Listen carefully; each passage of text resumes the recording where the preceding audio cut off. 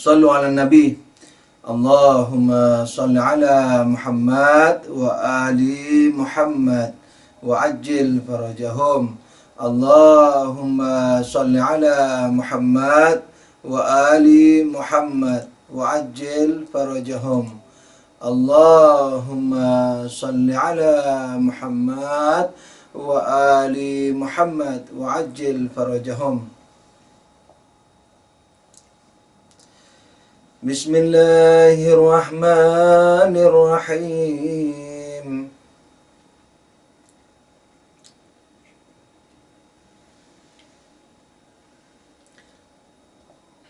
A'udzu billahi minasy syaithanir rajim.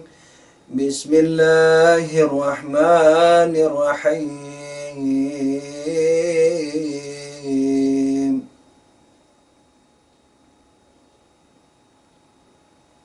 Astaghfirullah Rabbi wa atubu ilaih.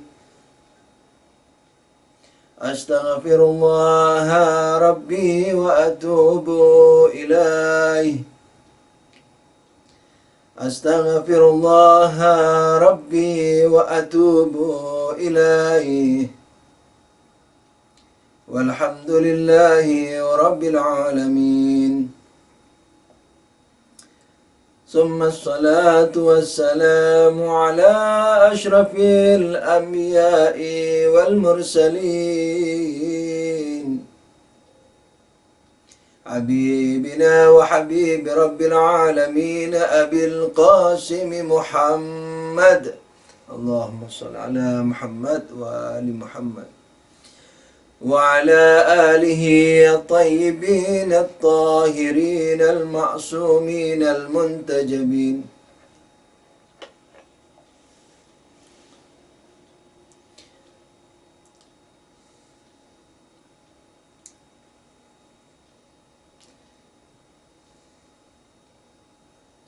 السلام عليك يا صاحب الأمر والزمان. Assalamu alaik ya Imam Mahdi wa rahmatullahi wa barakatuh. Izinkan kami memulai acara ini ya Sayyidi. Berikanlah uluran syafaatmu. Berilah sentuhan inayahmu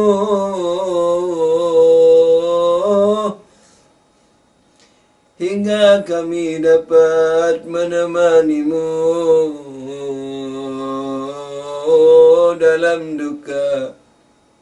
dalam duka Karbala, dalam duka Nainawa, dalam duka Ashura.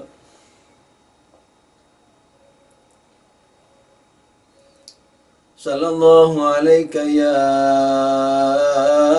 Aba Abdillah.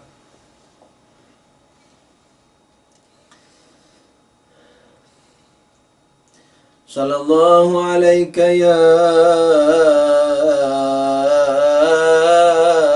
Aba Abdillahil Husain.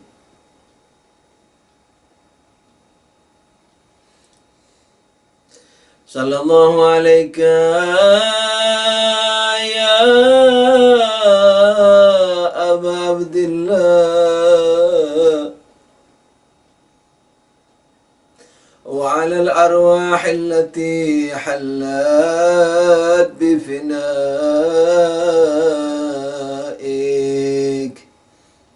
Fokuskan jiwa kita ke Karbala. Kalau bisa menangis, menangis. Kalaulah tidak bisa, buatlah bersedih. Lupakan selain derita Imam Hussein, derita Kanjeng Nabi Muhammad sallallahu alaihi wasallam, dan lupakan selain derita Ahlul Bait.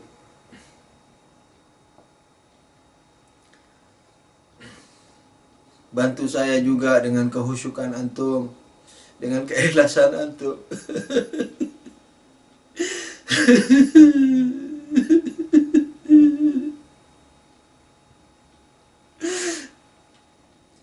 Sallallahu alaika ya Aba Abdillah.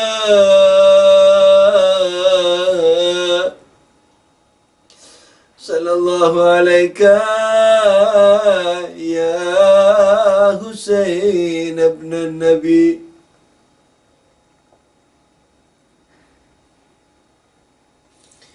Sallallahu alaika ya ibn Ali wa ya ibn Zahra.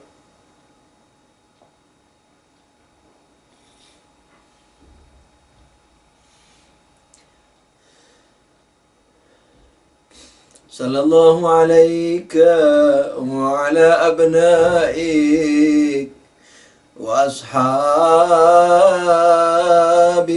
al-maqtulin fi Karbala. Ya laitana kunna ma'akum سادتي فنفوز فوزا عظيما.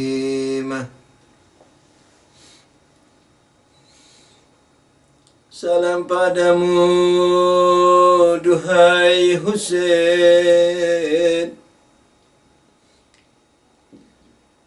Salam padamu duhai Maula.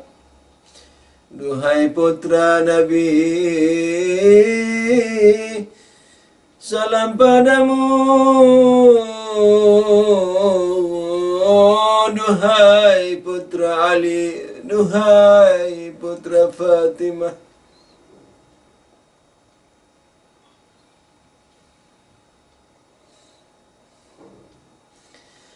Bagaimana aku dapat mengenalimu ya Husain?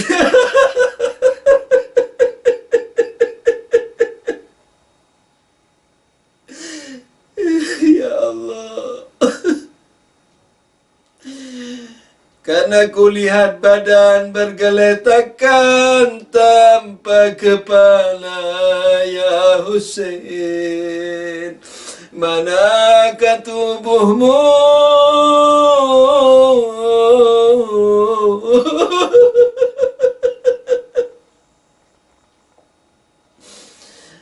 Sebagaimana antum ketahui, seluruh keluarga Imam Husain 23 orang semuanya dipenggal kepalanya dan ditancapkan di atas tombak.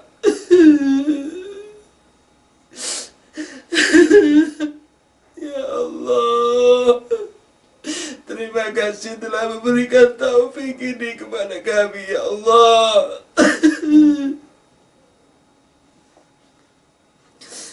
Bagaimana aku dapat mengenalimu ya Husain?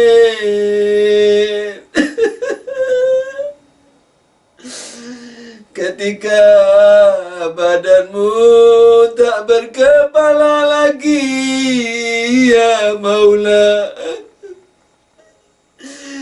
ya Sayyidi, ya Maula. Kami bukan Zainabmu, kami bukan saudari tercintamu yang dapat mengenali tubuhmu, yang menyergap tubuhmu tanpa kepala.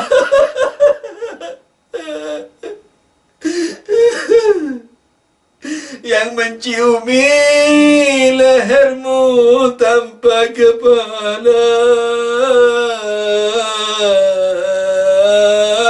tanpa kepala. Ya Allah, dalam riwayat dikatakan bahwa Zainab mendekap tubuh Husain yang tanpa kepala, menciumi leher tempat sembelihannya. Ya Maula Husain, Husain, Husain, Husain.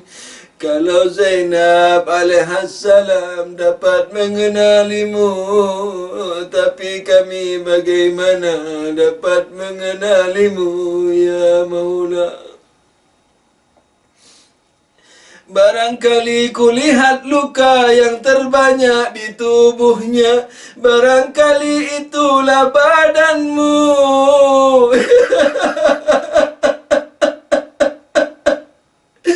Ya Husain, ya Husain, ya Husain.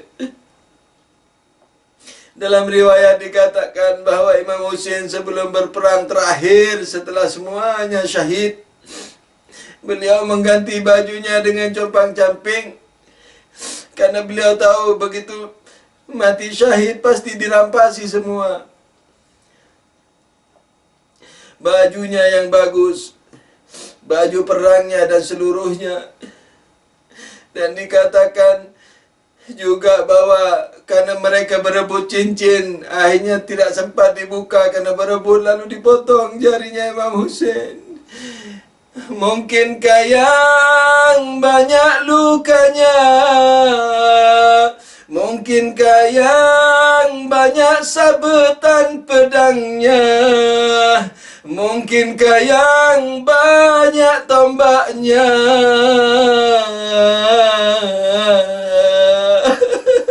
Inilah badanmu, atau yang tiada jemarinya, ya Husain.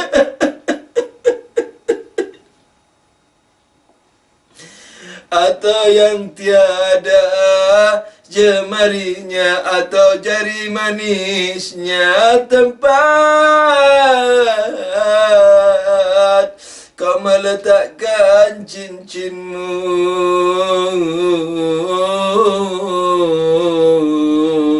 ya Maula Husain. Ya Maula, datanglah kemari, datanglah ke majlis sederhana ini.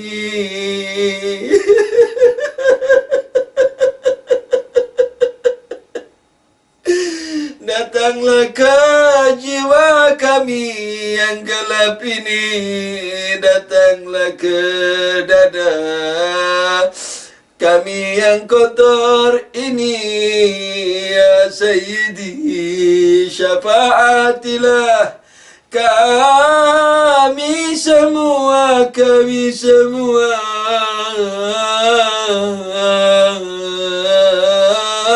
kami semua. Ya Aba Abdillah, duhai, sekiranya kami bersamamu, duhai, sekiranya kami bersamamu, ya Sayyidi, hingga dapat menyumbangkan darahku di jalanmu, hingga ku tidak malu bertemu kakekmu, bertemu ayahmu, bertemu bundamu, tidak malu menyebut mahdimu, ya Maula, ya Maula, ya Maula Husain. Syafaatilah kami semua, syafaatilah kami semua. Sallallahu alaika ya Aba Abdillah, wa ala al-arwah allati hallat bi finaik. Salawat dan salam untukmu ya Aba Abdillah dan keluarga serta sahabat-sahabatmu yang syahid di Karbala. Syafaati kami di dunia dan di akhirat nanti. Sallallahu alaika wa ala abnaika wa ashabika al-maqtulina fi Karbala. Salawat Allahumma salli ala Muhammad wa ali Muhammad wa ajil farajahum. Allahumma salli ala Muhammad wa ali Muhammad wa ajil farajahum. Allahumma salli ala Muhammad wa ali Muhammad wa ajil farajahum. Alhamdulillahirabbil alamin. Wajib kita panjatkan kehadiran Allah Subhanahu wa taala. Alhamdulillah, alhamdulillah, alhamdulillah yang telah memberikan inayat kepada kita, walaupun terbata-bata, walaupun tersiok-siok dengan segala jaringan yang barangkali terganggu, tapi alhamdulillah mudah-mudahan tidak. Selama ini alhamdulillah tidak terganggu.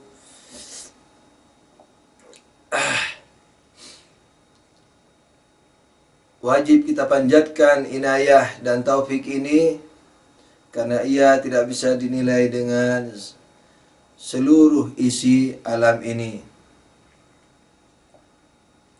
Bahkan kalau mau lebih dalam lagi, tidak bisa dibanding dengan surga sekalipun. Asal saja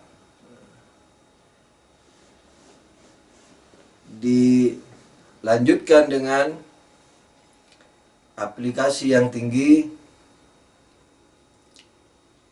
meresapi perjuangan Imam Hussein, menatap dimensi malakutinya sebagaimana sudah diterangkan di majlis mukaddimah, yakni bisa dihitung majlis pertama juga, yakni yang hari Sabtu atau malam Minggu.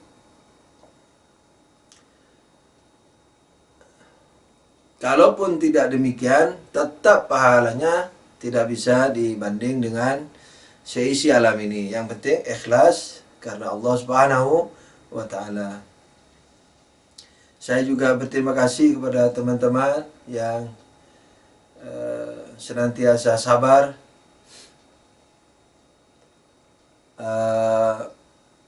mendatangi majelis yang barangkali pertama kali antum buat, saya buat. Majelis kajian, apalagi Husainiyah, majelis Husainiyah dengan peralatan online. Saya juga mengucapkan terima kasih kepada antum yang telah membantu adanya majelis ini dan syiar ini. Mudah-mudahan kita semua diterima oleh Allah Subhanahu wa ta'ala. Amin. Sebagaimana sudah disebutkan di awal, bahwa tujuan pertama, karena saya juga eksperimen ini, jadi dari awal saya tidak muluk-muluk. Jadi seandainya kita cukup menangis saja itu sudah luar biasa. Jadi seandainya lancarnya internet ini sebatas kita bisa menangis, mengidung dan menangis, sudah luar biasa. Syukur kalau ditambahi kajian, karena ma'rifah Islam itu adalah Islam itu sendiri, dan Islam itu sendiri yang diperjuangkan Imam Hussein alaihis salam. Jadi Imam Hussein berjuang untuk tegaknya dan bertahannya agama Islam. Karena itu tugas kita mensyukuri Imam Hussein, berterima kasih kepada Imam Hussein, yaitu dengan terus meningkatkan pelajaran kita dan meningkatkan takwa kita. Itu merupakan tanggung jawab. Untuk masalah bahasan ilmiahnya, yang merupakan bahasan sebenarnya sampingan dilihat dari sisi bayangan sebelumnya bahwa sulit mengadakan majelis Husainiyah ini di internet, tapi alhamdulillah ternyata lancar. Maka saya juga mengharap antum perhatikan kepada bahasan ilmiahnya, walaupun sekali lagi ada pengulangan, perapian, pengingatan terhadap yang sudah antum ketahui bersama. Bahasan kita yang bertajuk jihad dan falsafah jihad, yakni jihad dan falsafahnya sebenarnya. Al-jihadu wa falsafatuhu, begitu saya kasih judul dalam bahasa Arabnya. Nah, sebenarnya topik ini merupakan topik yang pernah saya bawakan dengan izin Allah Subhanahu wa taala untuk orang Arab. Ya, orang yang berbahasa Arab. Nah, karena itu sekalipun permintaan saudara Firdaus, Al-Akh Firdaus menjelang Muharram, saya sanggupi, karena memang sebelumnya sudah memiliki materi yang sudah disampaikan ke orang Arab yang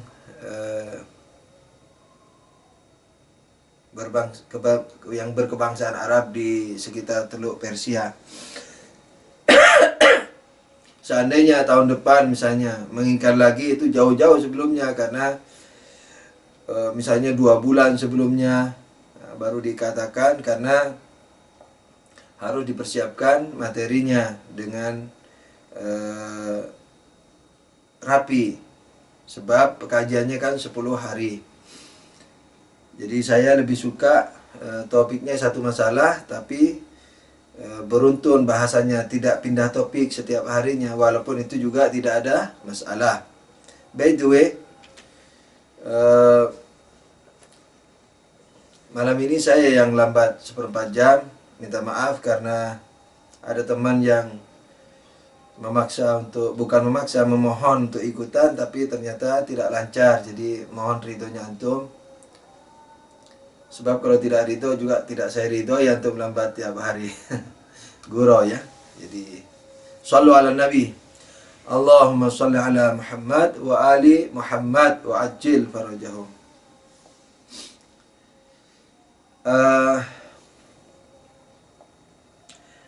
Bahasan kita sebagaimana untuk tabarruk ya, saya baca lagi 2 ayat yang sudah setiap hari dibaca. A'udzubillahi minasyaitonirrajim. Huwallazi khalaqakum min turabin tsumma min nutfatin tsumma min 'alaqatin tsumma yukhrijukum tifla tsumma litablughu ashuddakum tsumma litakunu syuyukha wa minkum man yatawaffa min qablu wa litablughu ajalan musamma wa la'allakum ta'qilun. Ayat kedua, fa idza sawaituhu wa nafakhtu fihi min ruhi faqa'u lahu sajidin. Bahwa ia adalah yang mencipta kalian dari tanah, kemudian dari mani, kemudian dari lintah, kemudian mengeluarkan kalian dalam bentuk bayi, kemudian menjadi dewasa, kemudian menjadi tua, sebagian mati sebelum itu, yakni di mata rantai sebelumnya, sudah diterangkan sebelumnya, dan sebagian akan mencapai ajal yang ajal yang dicanangkan, bukan ditentukan, dicanangkan, sebagaimana pencanangan produser komputer, bahwa komputer ini berumur 10 tahun, 5 tahun, kalau tidak ada hal misalnya, itu ajalan musamma. Wala'allakum ta'qilun, dan semoga kalian berakal, menggunakan akalnya, memahami. Ayat kedua, ketika sudah ku sempurnakan, kira-kira begitu maknanya, badan Nabi Adam, lalu kutiupkan ruhku, yakni ruh dari aku, ruh seperti rumah, ruhku, yakni Ka'bah, ruhku bukan ruh Tuhan, yakni ruh yang dicipta Tuhan tapi mulia, maka itu dinisbahkan atau dihubungkan kepada Tuhan. Ruhku kayak rumah Ka'bah, rumah Tuhan, bukan Tuhan tinggal di sana. Ketika aku tiupkan ruhku, yakni faqa'u lahu sajidin, maka para malaikat menjatuhkan diri bersujud kepada Nabi Adam alaihissalam. Nah, kita dalam memaparkan mukadimah-mukadimah sampai kepada hal ini, yakni hal ketiga, yakni cabang ketiga dari mukadimah kedua, yang biasa juga saya katakan mukadimah ketiga. Kita sudah selesai itu, yaitu silsilah sebab dan akibat yang berakhir kepada siapa? Atau mesti berakhir, wajib berakhir, harus berakhir, seyogianya berakhir kepada siapa? Kepada wujud yang tidak terbatas. Nah, sekarang kita akan melihat wujud yang tidak terbatas ini lebih jauh lagi, semampu yang dapat dijangkau oleh manusia, terutama yang dapat dijangkau oleh akal kita sendiri. Sallu ala Nabi.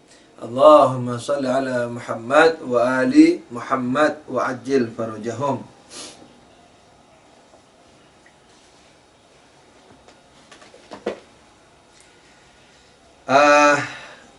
Sudah diterangkan bahwa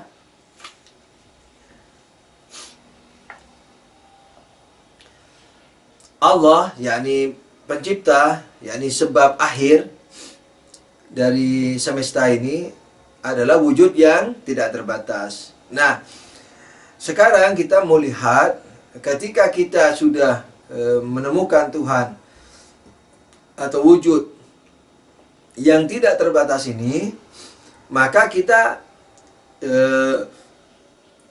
seyogianya, lebih bagusnya mengerti lebih jauh apa makna tidak terbatas.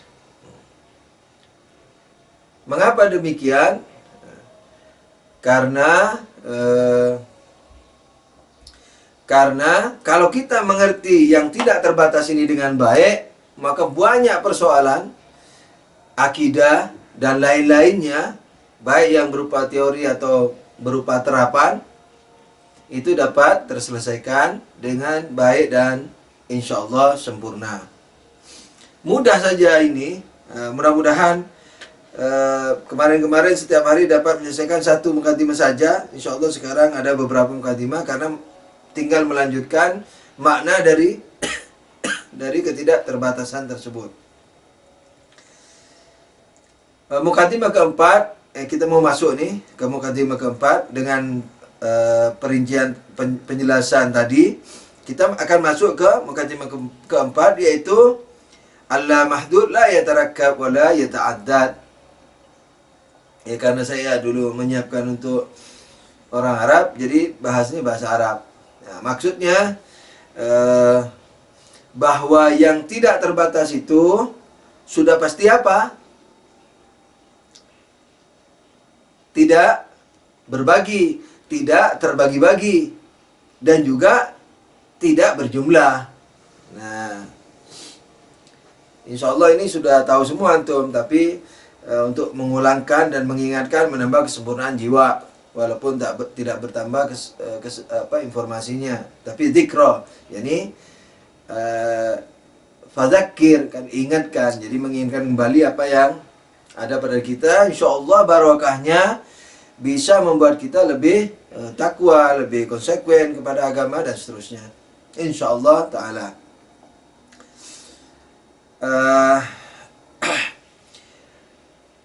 Ketika Allah itu, bukan ketika bermula ya, ketika kita sudah paham maksudnya, bahwa Allah itu tidak terbatas, nah, berarti tidak mungkin ada dua, tidak mungkin ada tiga, yakni la yata'addad, tidak mungkin berbilang. Karena kalau berbilang ada 1, 2, 3, berarti yang satu bukan dua, yang dua bukan satu dua tiga, berarti yang satu bukan dua tiga, yang dua bukan satu tiga, yang tiga bukan satu dua.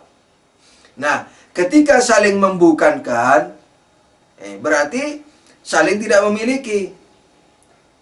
Nah, ketika saling tidak memiliki, berarti saling membatasi.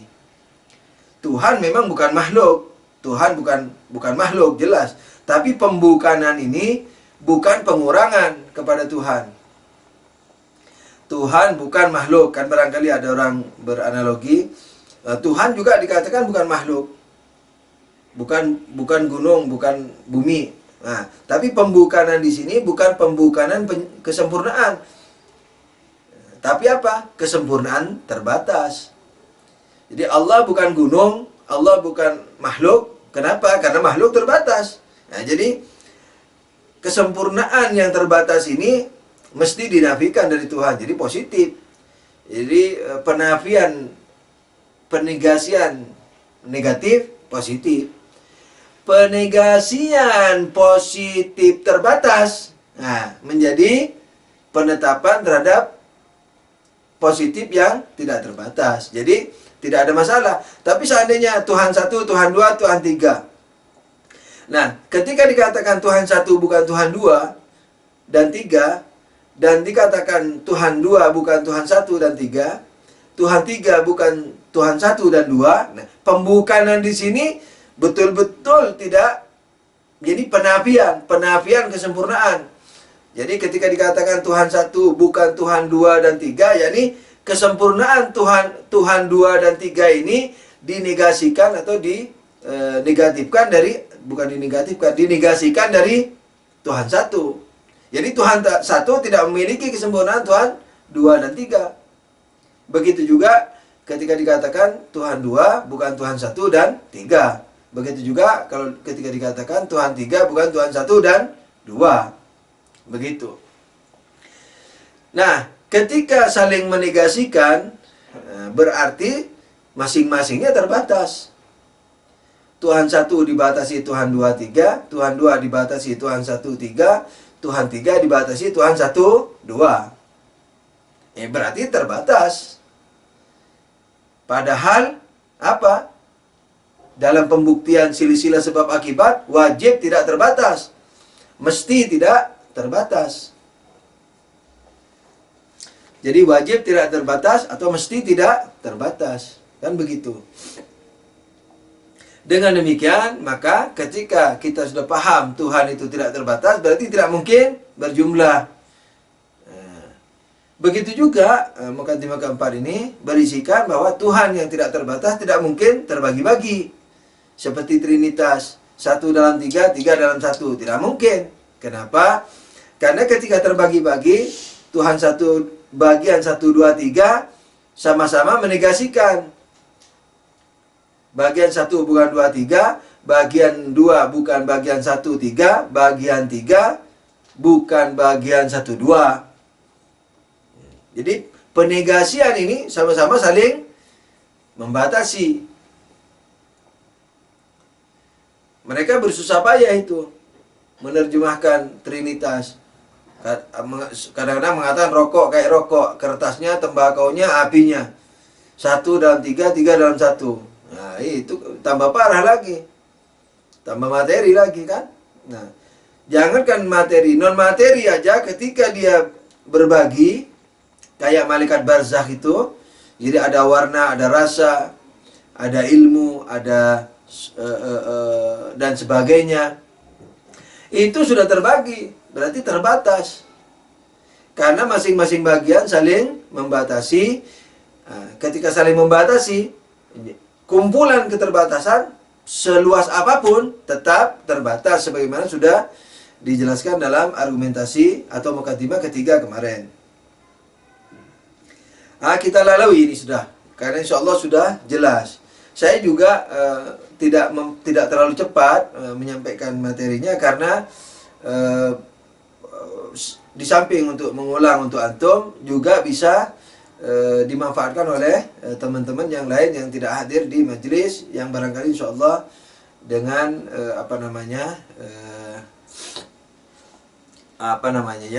dengan pemanfaatan dari rekaman kajian kita ini atau majlis kita ini, insyaallah taala.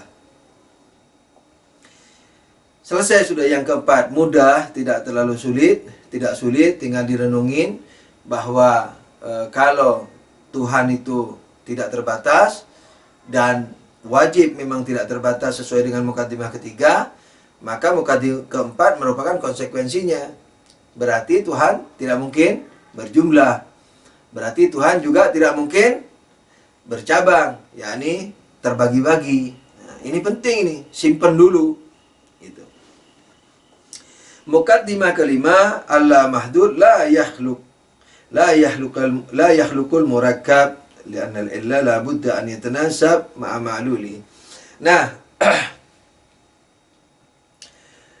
satu lagi yang mukaddimah yang lain, yaitu yang kelima ini, yaitu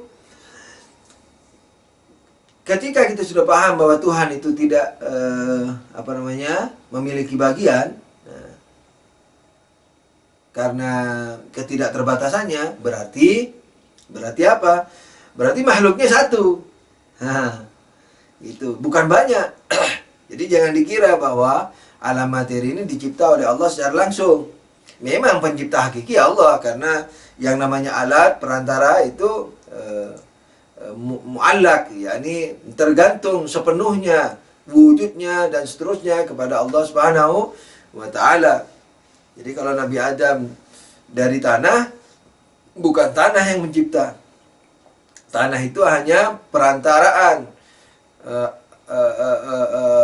yang dibuat Allah untuk mencipta tubuh Nabi Adam alaihissalam. Begitu juga dengan yang lain-lainnya. Kalau kita misalnya dari mani dan seterusnya, bukan mani yang mencipta kita, tapi Allah. Tapi melalui mani, tidak bisa langsung. Gitu. Bisa, akan tetapi kita tidak. Jadi Tuhan mampu, tapi kitanya yang tidak mampu menerima itu. Menerima inayah langsung itu. Persis seperti misalnya sering juga di internet tuh ditanyain, misalnya orang-orang Sunni misalnya atau semacamnya, saudara-saudara kita ahli sunnah, tapi yang Wahabi ini, kalau ahli sunnah Syafi'i karena dia mewajibkan taklid maka tidak ada masalah. Yang mengaku Sunni, yakni Wahabi, suka mengatakan bahwa apa-apa mujtahid kan gitu. Nah, kalau tanya ke Syiah tentang fikih, dibilang kamu taklid saja. Kalau kamu mau tahu harus mujtahid dulu. Nah, itu sering jadi ketawaan oleh Wahabi ini yang tidak ngerti. Nah, padahal kalau mereka misalnya di kampus segala macam, sudah tahu juga tidak akan tanya hal-hal yang berkenaan dengan spesifikasi atau spesialisasi yang tidak dibidaginya. Seperti kedokteran, misalnya tanya ke dokter, kenapa saya harus operasi jantung? Apa masalahnya? Di mana problemnya? Dan seterusnya. Yakni ingin argumentasinya yang detail. Dokternya pasti akan mengatakan, kamu ini mau berobat atau mau kuliah? Kalau mau kuliah, ke kampus sana, jadi dokter. Apalagi sudah tingkat spesialis, apalagi sudah tingkat profesor. Misalnya dokter lain sampai ke spesialis sudah nggak bisa nyembuhin, ini tinggal satu nih, yang profesor unggulan, yang a'lam ini bisa ngobati. Terus yang pasiennya yang mau operasi otak ini pakai detail-detail, mau tanya dalilnya apa, syaraf apa, dan harus diapain, pasti tidak akan dilayani. Nah, jadi Tuhan bukan tidak mampu mencipta kita, tapi kita yang tidak mampu mendapatkan inayah Tuhan secara langsung. Nah, rinciannya yaitu mukaddimah kelima ini. Nah, begini.